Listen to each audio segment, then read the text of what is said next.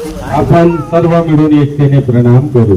भगवान बाबा हनुमान जी को प्रणाम.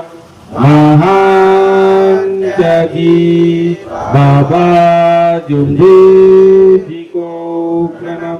परमात्मा एक परम पूज्य परमात्मा एक सेवक मंडळ टिमकी पालोरा अंतर्गत आजची खुशीचे हवन कार्य सुरू झाले संपलं. त्या निमित्त एका परमेश्वराची चर्चा बैठक सुरू आहे. या चर्चा बैठकीमध्ये स्वयं भगवान बाबा हनुमानजी उपस्थित आहे, यांना सुद्धा माझा प्रणाम. सर्वांचे सद्गुरू महान त्यागी बाबा जुमदेवजी उपस्थित आहे, बाबाला माझा प्रणाम. सर्वांची आई वाराणसी आई उपस्थित आहे, आईला माझा नमस्कार. आजच्या चर्चा बैठकीचे अध्यक्ष चिंचोरकर भाऊ यांना सुद्धा माझा नमस्कार. संचालक भाऊ, इलोरे भाऊ, सर्व सेवक सेविका, बाळगोपाळ सर्वांना माझा आदरपूर्वक नमस्कार. फटिंग दादा संचालक यांना सुद्धा माझा नमस्कार. मीही या मार्गात येण्याच्या आधी पुष्कळ दुःखी होतो. दुःखामुळे या मार्गात आलो. बाबांनी दिलेले तत्व शब्द नियम पालन केले आणि माझा परिवार सुखी आणि समाधान झाला. बाबाची कृपा महान आहे आणि प्रत्येक सेवकांनी याचा अनुभव घेतलेला आहे. एक पूर्वे परिवार होता आणि त्यांनी मार्गदर्शकाच्या शब्दांनी त्यांनी त्या काही प्रॉब्लेम आला त्यांच्या शरीरावरती आणि त्यांना मार्गदर्शकांनी सांगितलं की प्रतिमा पॅक करून त्यांनी सज्जावरती ठेवायला लावलं आणि तो महारोग एवढा वाढून गेला की त्याची तुलना करता येत नव्हतं.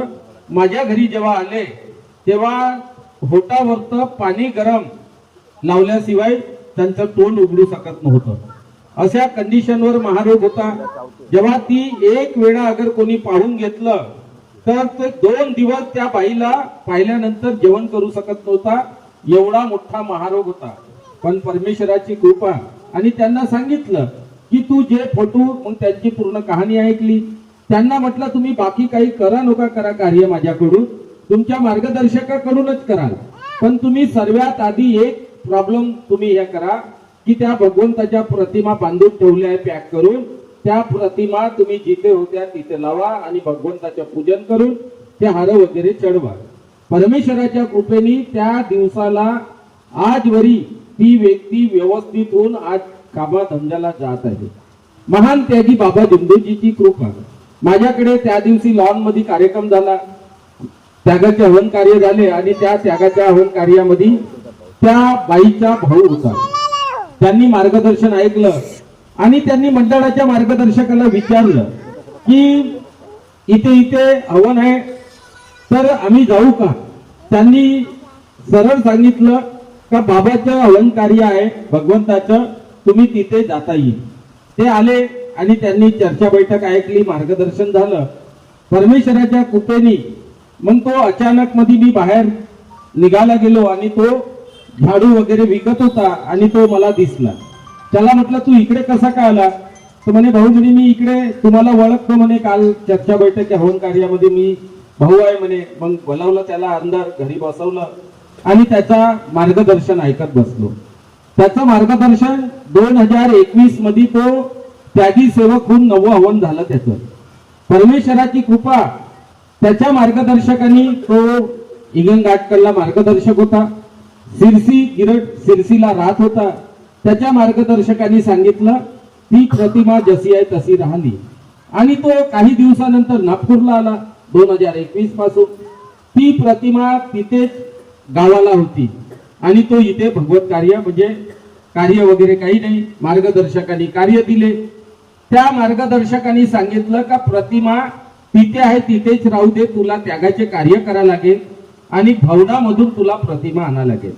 पहिला त्याग केला तोही भवनातला, दुसरा त्याग करायला सांगितलं आणि त्या प्रतिमा, मग ह्या प्रतिमाचे काय करायचं तर नाही, ह्या पुराण्या मार्गदर्शकाच्या आहे त्या जमा करायच्या. परमेश्वराच्या कृपेने ते फोटो तसं त्याचा विचार होता. मग अचानक मध्ये माझ्यासोबत बोलणं झालं. त्याच्यावरती त्यांनी भगवंताच्या 2021 पासून ना षष्ठीचं हवन केलं ना त्यागाच्या म्हणजे कोणतेही कार्यक्रम या भगवंताच्या पूजन तक्के नाही केलं. तिला हार तक्के 2021 पासून आजवरी हार नाही चढला होता. परमेश्वराची कृपा झाली, माझ्यासोबत कॉन्टॅक्ट झाला आणि त्याला सांगितलं, त्याला एवढंच म्हणलं शब्द आणि त्याच्यावर अपत्य किती मोठाले आल्या. त्याच्यावर अपत्य असे आल्या की 1.5 वर्षाची मुलगी तिच्या बोंबलीतून बाथरूम निघत होती. तेवढंच नाही तर बोंबलीतून तिच्या ब्लड निघत होता. परमेश्वराच्या कृपेने तेवढंच नाही झालं तर त्या 1.5 वर्षाच्या मुलीचे दोनही डोळे आंधळे झाले आणि दोन्ही डोळ्याचं ऑपरेशन झालं. ही परमेश्वराच्या भगवंताला अंधारात ठेवलं तर भगवंतानी त्याच्या परिवाराला पण मार्गदर्शन नाही भेटलं त्या लायकीचं. ते कार्य घडले आणि त्याच्यानंतर परमेश्वराची कृपा, मी तिथेच बोलत होतो आणि त्याच्या आईच्या दोन्हीही किडन्या अशा घासून गेल्या आणि डॉक्टरनी सांगितलं की दोन्ही किडन्या फेल झाल्या. त्यांनी विचार केला मनामध्ये की माझी शेती विकेल चालेल पण आईच्या पूर्ण ऑपरेशनाला आईच्या तब्येतीचा पूर्ण इलाज करी. माझ्या घरी बसून होता. त्याला अचानक मध्ये त्याच्या पत्नीचा फोन आला आणि त्यांनी रिपोर्ट आणायला गेले होते. पहिले 2-3 डॉक्टर झाले की किडन्या पूर्ण घासल्या गेल्या आहे आणि किडन्या फेल आहे. पण भगवंताची कृपा झाली. त्यांनी एवढं म्हटलं की फोटो मी घेऊन येईल घरून. फक्त एवढे शब्द दिले. परमेश्वराची कृपा झाली. दोनही किडन्याची रिपोर्ट एकदम नॉर्मल आणि व्यवस्थित आली. परमेश्वराचे कार्य एवढे कठीण आहे की तुम्हाला मार्गदर्शकाचे शब्द आणि काही दिवस झालं की मार्गदर्शकाला काय म्हणतो त्याला का समजते. मार्गदर्शक अगर परमेश्वरी कार्य करत असेल, तुम्ही लोक तर 365 दिवसामध्ये 365 हवन कार्य नाही करू शकत. नाही तुम्ही 300 करू शकत. मी तर काही सेवक पाहिले का वर्षाचे त्याचे 50 हवन अटेंड नाहीये. मी 365 दिवसामध्ये 307 म्हणजे 700 हवन कार्य चर्चा बैठक अटेंड करतो. ही साधी गोष्ट नाही. मी जेवण करायला नाही जात. मी भगवत कार्याला जिथे, आणि आता कुठे कुठे तर प्रणामच बंद झाला. जिथे प्रणाम नाही तिथं परमेश्वर कार्य करत नाही. हे सत्य अनुभव आहे. तुम्ही या धर्मामध्ये एकतेच्या प्रणाम फक्त तुम्हाला मिळेल तर चर्चा बैठक आणि हवन कार्यामध्ये नाही भेटणार. हवन कार्यात नाही भेटत पण तुम्हाला चर्चा बैठक मध्ये एकतेचे प्रणाम. आता आपण 15-20 लोकांनी प्रणाम केला एकतेचे. हे आपल्या घरामध्ये खूप मोठं कार्य करते. पण कुठे कुठे तर प्रणामच बंद झाला. पण ती परमेश्वराची कृपा.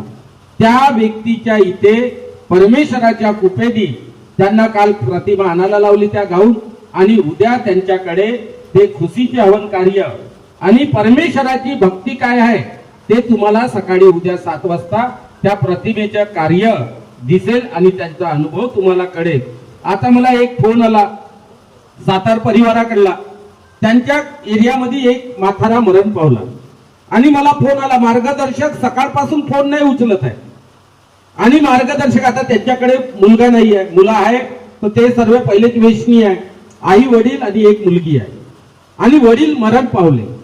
आता त्या भगवंताच्या प्रतिमेच्या तत्वाच्या फोटोच्या ते माळाचं काय करायचं.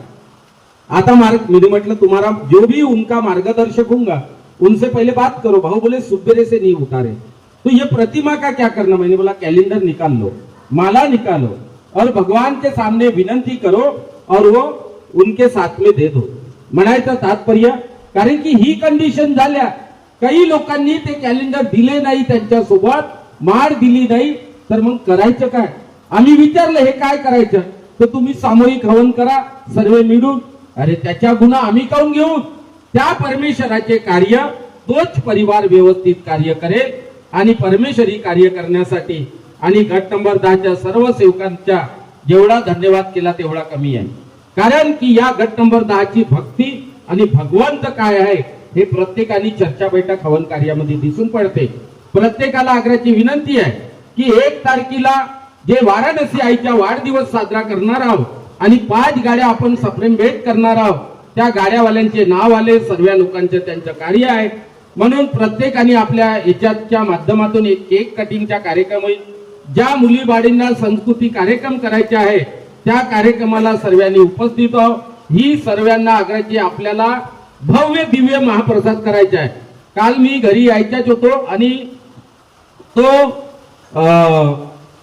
गोलीबार चौरस्त्यामध्ये तो मुलगा राहते. त्यांनी पत्रिका वाचली. तो आपल्याकडे चर्चा बैठकीला वगैरे येते. पण त्यांनी काल मी घरी नसतानाही एक त्यांनी तेलाचा डब्बा आणून दिला. कशासाठी की भाऊ 1 तारखेला वाराणसी आईचा तुम्ही वाढदिवस साजरा करत आहे. या महाप्रसादामध्ये त्या तेलाच्या डब्याचं कार्य करा. म्हणायचं तात्पर्य आपले कार्य अगर सुंदर आहे ना तर प्रत्येक गट आपल्या सोबत आहे एवढं भगवंताच्या चरणी विनंती करतो. आणि 10 जानेवारीला आतापासून आपली तयारी चालू करा की आम्हाला 10 जानेवारीला 9 जानेवारीला काय चांगलं करता येईल. कारण की बाकी लोकांचे कूटनीती चालू राहील त्याच्या माध्यमातून आपल्या कार्यक्रमाच्या दिवशी कार्यक्रम कधी घेऊ शकते. पण आपल्या भगवंताचे कार्य एवढे सुंदर आहे ज्यांनी हे कार्य करून पाहिले त्या लोकांवरती खूप काही नुकसान झालेलं आहे. म्हणून सेवकांनी आपला 17वं जनरल हवन झालं, हे 18वं जनरल हवन आहे. या कार्याला कोणीही डिस्टर्ब केलं तर तो आपल्या जीवनामध्ये दुःख आल्याशिवाय राहत नाही. म्हणून या 10 जानेवारीला भगवत कार्य आहे त्या भगवंताच्या कार्याला सर्वांनी उपस्थित अशी सर्वांना विनंती करतो. सर्वांना आदरपूर्वक नमस्कार.